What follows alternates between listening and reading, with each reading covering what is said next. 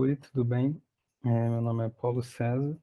É um prazer estar podendo participar da 12ª semana da estatística.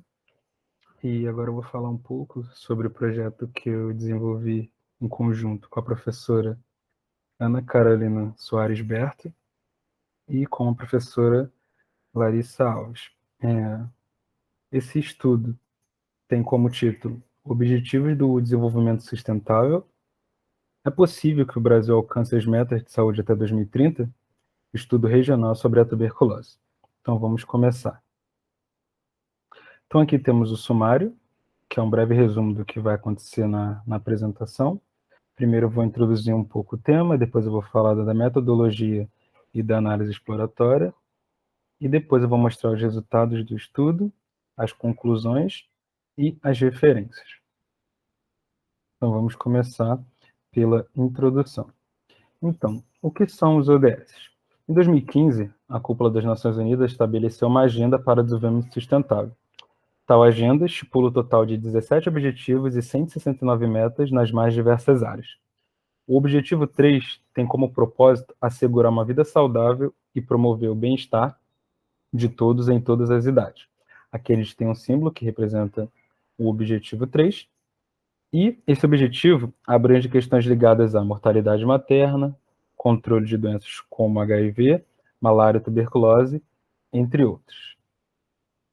Mas por que a gente escolheu trabalhar com a tuberculose? Então, a tuberculose é uma doença grave que está entre as 10 principais causas de morte no mundo, e estima-se que em 2016, no mundo, tenham ocorrido 10,4 milhões de novas infecções, o que equivale a 140 novos casos por 100 mil habitantes. A finalidade do projeto é verificar, através de um modelo estatístico, que será o modelo Poisson dinâmico, se seguindo as tendências atuais, o Brasil, de forma global, ou as grandes regiões, separadamente, irão atingir a meta que diz respeito a 80% da redução da taxa de incidência de tuberculose por 100 mil habitantes. É importante ressaltar que esse aqui seria o segundo ciclo desse estudo. O projeto atual é a continuação do estudo realizado entre 2019 e 2020. Esse primeiro ciclo, o objetivo dele era verificar se o Brasil, de forma global, iria atingir a meta de redução de 80% da taxa de incidência de tuberculose.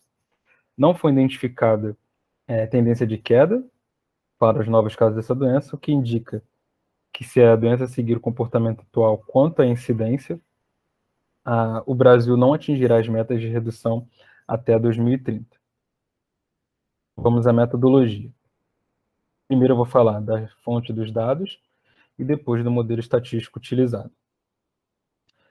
A gente utilizou duas fontes de dados. A primeira foi o Sistema de Informação de Agravo de Notificação, que seria o SINAM, e também utilizamos as projeções de população, revisão 2018, para os anos de 2001 a 2019, que é produzida pelo IBGE.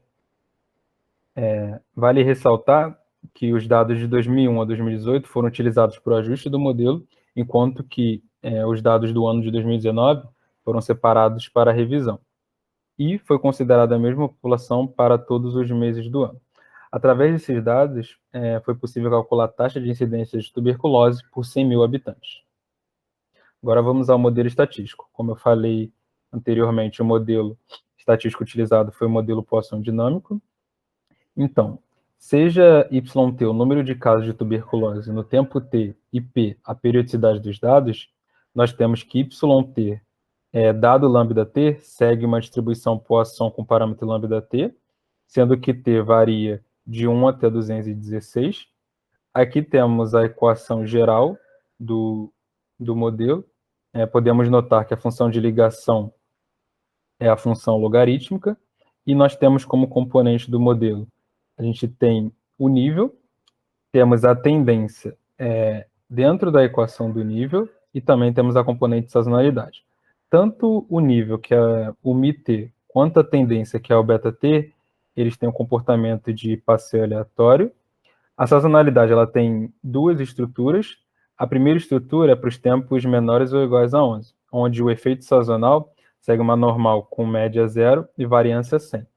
Já para os tempos maiores aqui 11, a partir daí, os efeitos sazonais eles vão ser a soma dos 11 efeitos sazonais anteriores, e lembrando que essa periodicidade que eu citei aqui dos dados é 12, porque os dados são mensais, ok? Agora vamos à estimação dos parâmetros. A distribuição a priori utilizadas estão mostradas aqui. O método que nós utilizamos foi o Monte Carlo via cadeia de Markov. Tivemos um total de 1 milhão de iterações, com aquecimento de 200 mil, espaçamento de 800 valores, a fim de diminuir a autocorrelação, e a amostra final de 1.000 valores. O software utilizado foi o R, e o pacote que utilizamos foi o BSTS. Agora vamos à análise exploratória. Temos as etapas. Primeiro eu vou mostrar a incidência mensal e a taxa de incidência anual. Depois, o box plot mensal e, por último, a função de autocorrelação. Aqui temos o gráfico da incidência mensal de tuberculose, tanto para o Brasil quanto para as grandes regiões, de 2001 a 2018. A gente pode notar que a série oscilou bastante no período analisado, e o número de casos de tuberculose, tanto no Brasil quanto nas regiões, ele atingiu seus valores mais baixos nos anos de 2006, 2007, 2013 e 2015, e seus valores mais altos nos anos de 2002, 2017 e, mais recentemente, aqui, por exemplo, no final de 2018. Aqui temos a taxa de incidência anual de tuberculose, tanto para o Brasil quanto para as grandes regiões, 2001 a 2018. Analisando o gráfico, a gente pode observar que o ordenamento mudou, porque quando a gente analisa os casos absolutos, a região norte não fica em primeiro lugar, mas quando a gente passa para a taxa de incidência, ela tem a maior taxa de incidência, mesmo tendo baixo número de casos absolutos, né, quando comparado às outras regiões, seguido pelas regiões Sudeste, Nordeste, Sul e Centrais. Além disso, tanto o Brasil quanto as grandes regiões, elas se encontram distantes da meta do DS, que seria essa reta aqui em lilás. Vocês podem perceber que está tracejada aqui antes de 2015, porque a meta não tinha sido definida ainda. Agora vamos ao box plot mensal. Vocês podem perceber que, de maneira geral, existe um movimento de sobe e desce no comportamento dos casos mensais de tuberculose. E no inverno, ocorre essa subida aqui, né? O inverno é esse período de junho até setembro, e ocorre essa subida aqui, né? De casos nesse período. Além disso, de acordo com um estudo feito por Silva Júnior, ocorre um aumento na procura de serviços de saúde por pacientes que apresentam sintomas respiratórios. Isso está associado a uma significativa redução da umidade como resultado da baixa precipitação. E algo que vale ser ressaltado é que a região norte é a que tem um comportamento mais suavizado, né? Não é tão perceptível esse movimento de sobe e desce que dá para perceber nos outros gráficos. Agora, vamos à função de autocorrelação, né? Conhecida como FAC, e percebe-se a presença de sazonalidade no número de casos mensais de tuberculose, indicada pela alta significância, né, nos lags múltiplos de 12, né, que nesse caso aqui seria os lags 12 e 24, os lags sazonais. Agora vamos aos resultados do estudo. Então, primeiro eu vou mostrar o comportamento da componente de tendência do modelo, depois eu vou mostrar como ficou o ajuste, a comparação dos dados com a previsão para o ano de 2019, e depois a previsão anual e a previsão mensal. Vamos lá. Aqui a gente tem o gráfico da mediana posterior da componente de tendência, né, que é o beta-T, com intervalo de credibilidade de 95%, e é possível ver que a componente de tendência ela foi significativa e positiva, indicando que existe uma tendência de alta, mesmo que pequena, na taxa de incidência de tuberculose por 100 mil habitantes, tanto para o Brasil, de forma global, né, quanto para as grandes regiões individualmente. Aqui temos o ajuste do modelo. A reta em preto são os valores observados. Os pontos em azul são os valores ajustados, e as retas em vermelho é o intervalo de credibilidade de 95%. Então, de modo geral, o ajuste foi bom, né? Visto que os valores observados, que são os pontos e azuis, estão contidos no intervalo de credibilidade de 95%, e vale ressaltar que apenas a região centro-oeste apresentou alguns pontos, né, que não, alguns valores observados que não estavam dentro do intervalo de credibilidade.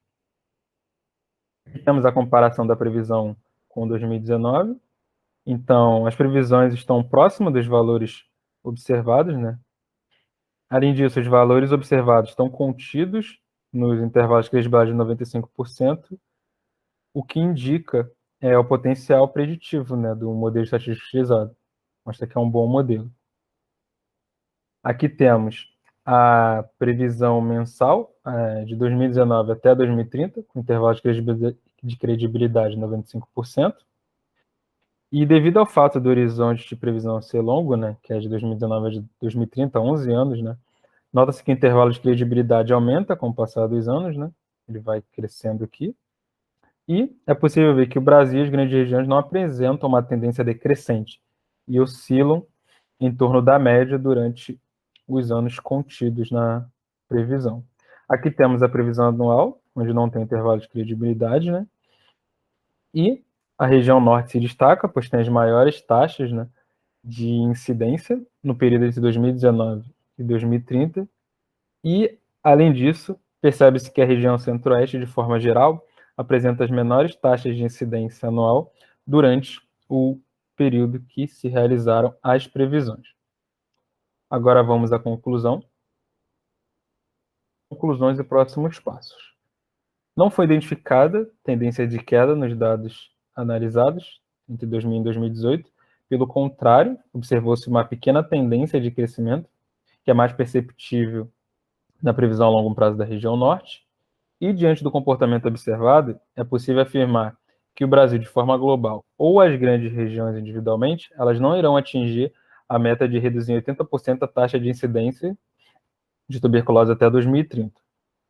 O modelo estatístico utilizado, que foi o modelo Poisson dinâmico, ele se mostrou eficiente nesse contexto epidemiológico e pode ser explorado em outros estudos na área.